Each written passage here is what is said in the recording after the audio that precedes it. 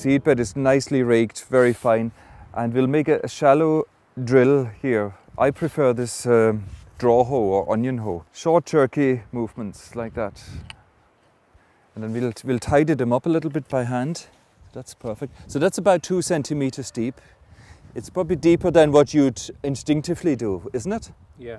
But the reason really is that soil falls back again. I've seen many people making a little indentation like that and sowing their carrots in it. That's not really deep enough. Yeah. And that top surface will dry out so quickly and they might die. Let's start putting some in now. What time of year are we going to sow them? Yeah, the very best time if you want to avoid the carrot root fly would be on the 31st of May or the 1st of June. Okay. That way you avoid the carrot root fly, the first generation of them. If you sow them in late May or early June, they'll only germinate on the 14th of June, 14 days later. And then that way you can avoid the first generation of the root fly. Okay. And you still get a fantastic yield. You take a few in your palm and grab a few in your finger. Slow motion back, rubbing across here, releasing one by one. So you just go like this. So that's what, about 2 centimeters? Yeah. But the more accurate you are, the less you have to thin. So you go through diagonally. It's a long swoop across and that brings the lumps out. So the idea is that we don't drop a lump of clay on top of a little seedling because it wouldn't germinate. So once you've done that, you can tap it in a little bit to see it's a nice contact with the soil. That's the BioNet cloche, and if you sow them before the 31st of May, you absolutely have to protect your crop with the material like that. Do you know, I would even go as far as burying the sides in a little bit, Andrew, just to make sure, really. Nobody's sneaking in underneath. Yeah.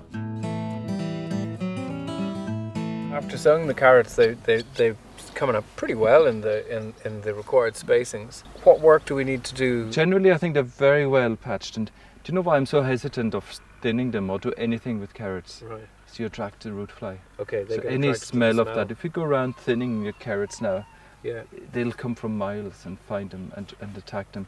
So I'd be quite happy just to leave them because I think the spacing is perfect. So you know, I could thin an odd one, but I wouldn't risk it.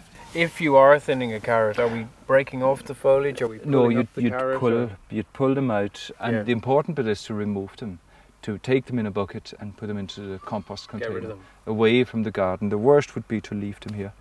And the other important bit is to thin the whole bed today, the whole lot together. Invite your friends, your children and your wife all together. Weed it as quickly as possible. Ideally a windy day where the wind is taking the smell away. Seem to have avoided the dreaded root fly so far. It really looks it. I mean, I had the cloche over it. Yeah, the signs are quite obvious. It's the purpling leaves. If the lower leaves turn purple, then you have the root fly. Will we pull? Oh, that's lovely. Oh, looks lovely, yeah. Beautiful.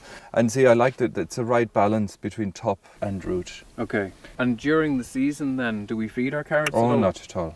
Not at all. Keep them poor because you want the roots to find the nutrients. You want the roots to grow down, to work and grow. So you're eating a good mouthful of soil as well?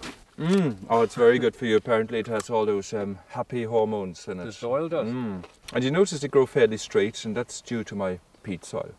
There's no obstacles really. And I didn't add fresh manure or any manure to it, so that they don't fork, they grow straight down. They'll be giggling all afternoon. Because serotonin, isn't it? Serotonin. I feel better already. I do too.